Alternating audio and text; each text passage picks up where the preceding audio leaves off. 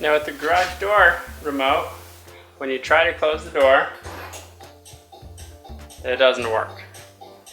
Here's how we've been getting it to close, which basically is overriding the sensors. By holding down the garage door button, we can get the door to close all the way.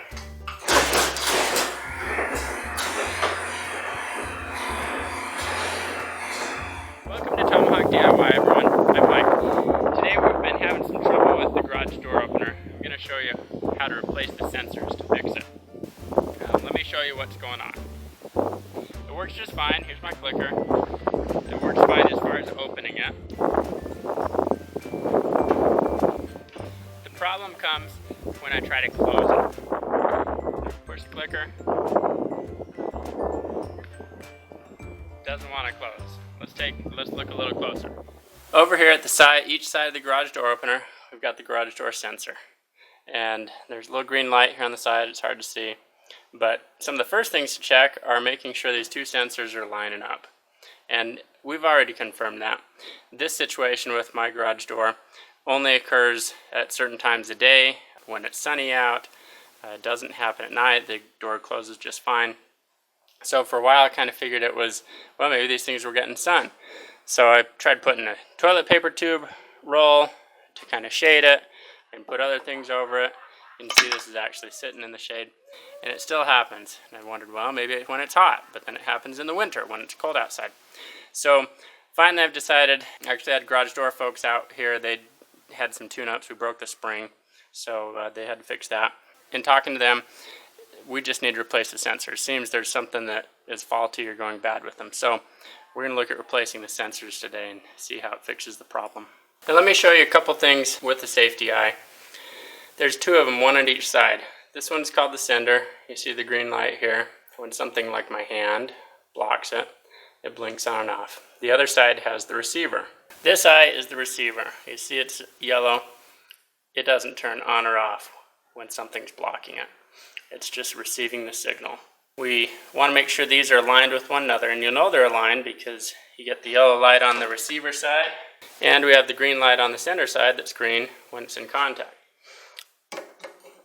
If it's misaligned, you can see right here, it's no longer getting the signal between the sender and the receiver at the other side. Once it gets lined back up, it goes green again. So if you're misaligned, that could be part of the problem. These ones aren't misaligned. There could also be some dirt, cobwebs, mud, things like that, getting the eyes dirty. A little tissue paper, you can clean that off and see if things are working. But if nothing's working, we're going to work on replacing these. Now, you can pick up a set of replacement eyes on Amazon. I'll include an affiliate link where you can pick those up.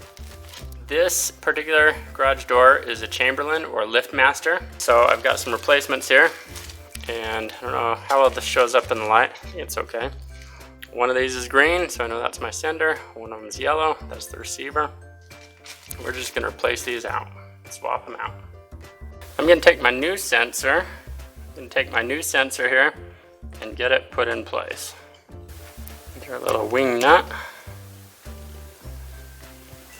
Now I got to connect the wires to each other. Often I would have used a wire nut like this, screwed them together. However, this kit comes with a pretty slick little set. And inside this orange cap, it's full of dielectric grease. Now my friend House of Hacks, he's got a great video talking about why you want to use dielectric grease on wire connections. I'll include a link where you can go check that out. So if instead of using a traditional wire nut like this, you have some of these little Scotch lock wire connectors for low voltage, they're used a little differently. We actually need to trim our wires so you don't strip the wires with this Scotch lock product. So we're back like that. And now what we do is slide the wire all the way in. So it goes all the way through. It's touching the end here. I'll get my other one. I'm going to slide my other one. Again, being sure I'm putting the two wires without the black stripe into the same connector. And now this orange plug gets pressed down. Pressed in there. These wires should be secure now. They don't want to pull out. So that's good. And as it pressed in, the little metal teeth actually cut through the insulation to make the wire contact inside here. Okay, let's do the other one. Put one wire in, put the other one in, again being sure it goes all the way.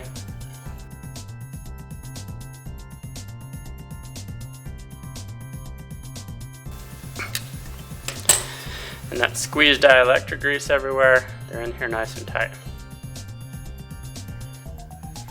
My light's starting to flicker ever so slightly. We got to go to the receiver side now. So remember, the receiver is kind of this golden light, so we got the right one. We're just going to do the very same thing that we did on the other side.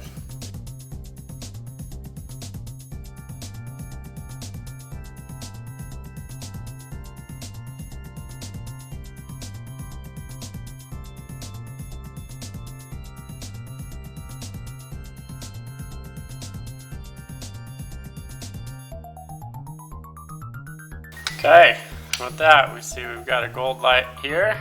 Make sure this is nice and tight on my receiver side. So we got some power there. Back here on the sensor side, I've got my green light.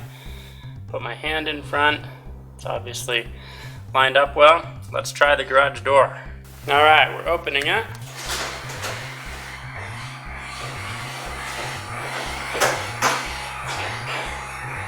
And now for the moment of truth. Will it close?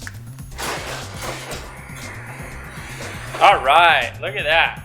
So the light's no longer blinking. We replaced the sensors. Turns out it was in fact some kind of faulty problem with the sensors. One really important thing, safety is really important.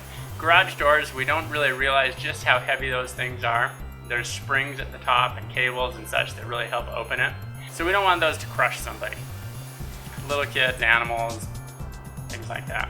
Be sure to check that the sensors are working once you've reinstalled them and that they're actually performing properly and that they make the garage door go back up. If you don't know what you're doing, you're not comfortable with it, be sure you get a professional to help. I can't be responsible for any safety issues that might be caused by your actions. All right, so let's make sure this thing would trip out when something goes in front of it. All right, closing the garage door with the opener. Put the shovel through.